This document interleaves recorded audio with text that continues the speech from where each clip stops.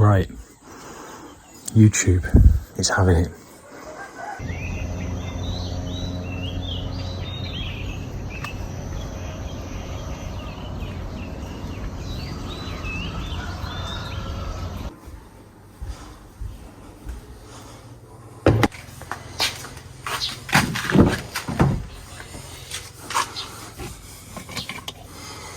Sunglasses on because it's early.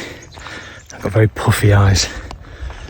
Also, silly hat because my hair is bloody awful. That's what happens when you don't do a YouTube video for 3 weeks. You let yourself go a little bit. Suffer with the January blues. This should be in the flower beds around the house, and it's not. A big reason it's not is because I'm a lazy bastard. Look, here's another unfinished task. In fact, look, I dropped this mid swing. Obviously now we're approaching the dry season and then ultimately the very, very hot season, and if we're not careful this will be just down to a trickle, and we've got big plans for this canal. Hello Judy. Hello my dear. Hello my dear. Boy, Stamp, don't be so jealous. Don't be so jealous. Don't be so jealous. Don't take it. Stamp still thinks that she's a tiny puppy and she can sit on my lap. She tries it every day, at least 50 times. You're a good girl, hey? You're a good girl. Hey, you're a good girl. Hey?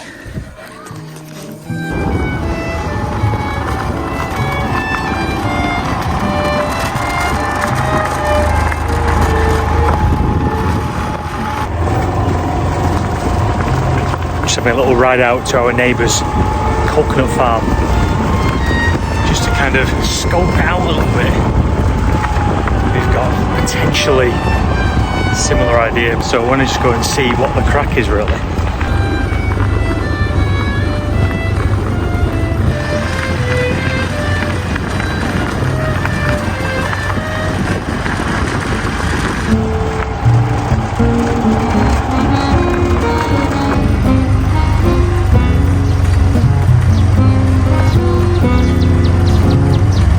So this coconut farm, this is just a couple of minutes drive from our farm.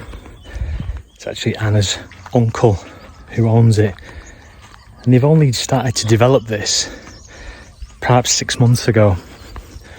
So I'm just coming to look today with kind of fresh eyes really, because it's something that we are considering. There's quite a big risk to it, and I'll explain what that is later on. So what is absolutely vital with the coconut farm is water. They have to have a load of water. All these ponds and these long, deep canals that have been dug, these are the reason we were able to get so much soil so cheaply before Christmas. Because there was just a massive abundance of it, because they've dug so many of these canals. And if you look in between the canals then, the coconut trees, baby ones, we've already got like 500 meters worth of canals on our farm. We'd need to dig more of those, but I think we could get 200 coconut trees on there. I'm talking like I know what I'm on about, aren't I? I know very little. I just know what my wife tells me, all right? But I've also got kind of, you know, almost 3 years experience now of our own farm, and we've gone through 2 very bad floods. We've had that land for 4 years. 2 years no flood and 2 years bad flood. The thing with coconut trees is they're quite delicate and sensitive within the first 2 years of the growth. They won't survive a bad flood if they're less than 2 years old, and that's the risk, you know. So basically, look, this is only a couple of months old. They'd have bought this when it was just really a coconut with like one of these coming off it, and they've planted it, and you know, it's done okay. Now this is only 1.5 kilometers or so from our farm, so this was flooded back in October, actually worse than our own farm, and a lot of these baby coconuts were destroyed, but they're persevering. They know the area, they know it's worth the risk. It's not really a monetary risk because they're very cheap to buy, especially if you buy them in bulk.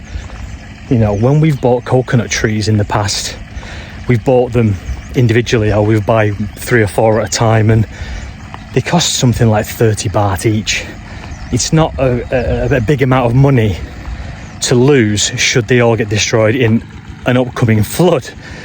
But what is a nuisance is the time spent and the work. Let's say this year now, this next coming monsoon season, in about 9 months' time, there is no flood. I mean, look, that'd be great. And we plant coconut trees now. But then next year, when these coconut trees are kind of 20 months old, there is a flood and they all get wiped out. That is what the risk is, starting again. But there's risk in everything, isn't there? So they're talking about El Nino and the fact that we've had these 2 years worth of flooding because of this weather phenomenon, El Nino, which ends this year. Now, I don't know if any of that is true or not, but what I do know is these people know what they're doing. They know what they're doing. They're not messing about. They spend so much money on this, massive amounts of money.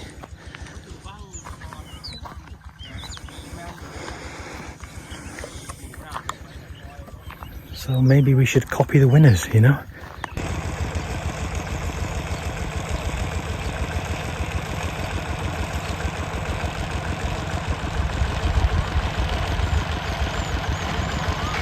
It's really encouraging seeing a development of this scale so close to home. These guys are not messing about with this. They've spent an absolute fortune and they're just going ahead. And yeah, look, they're not concerned about ongoing floods, because if they were, they wouldn't be doing this. This isn't just some backyard operation. This isn't just a couple of rye, like a project, you know, which is basically what we've got. This is a full-scale thing. I mean, there's about 60 rye here. This project, this development, fills me with confidence. And like I said, this is Anna's uncle. They're very wealthy as well, which goes a long way when you're taking knowledge off somebody, because you know it's backed up with something. It's not just somebody giving it all this in the backyard, is it? Like you get a lot of in Thailand, if I'm honest. People kind of tell you things based upon nonsense, often. So it's good that they're wealthy, they know exactly what they're doing, and they are not fazed by the floods.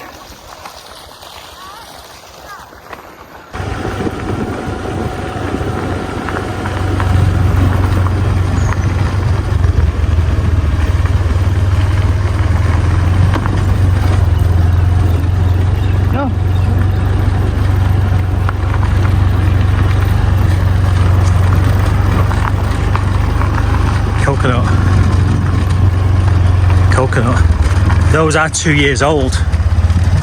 So both of these coconut trees are around about 2 years old.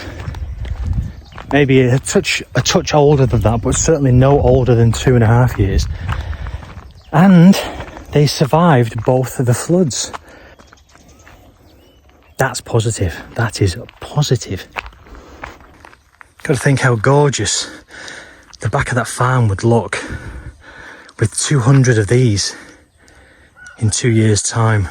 And it is a good, reliable source of income once you get beyond that risky 2-year period. Coconuts are the future, I think, for us and this farm. Anyway, That's enough from me. I'll catch you very soon. Thanks for watching. Right to the end too. You're a star.